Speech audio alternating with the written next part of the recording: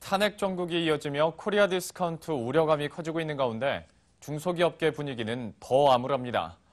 내수 부진과 미국 금리 인상 등 대내외 불확실한 환경 속에 내년 경기 전망도 어두운데요.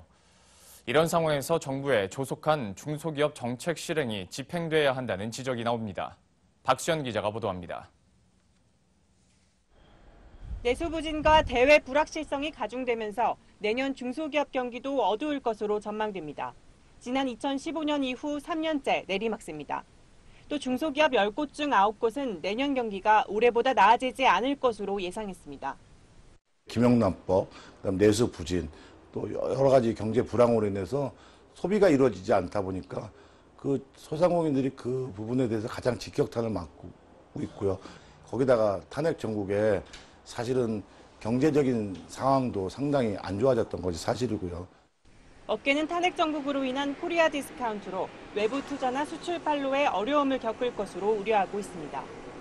창조경제혁신센터 예산삭감 등 박근혜 정부 출범 초기 내세웠던 창조경제 동력 역시 꺼져가고 있습니다. 조기 대선이 실시될 경우 적화법종 법제와 임대차 보호법 등 중소기업 관련 법안이 무기한 보류될 가능성도 높아졌습니다.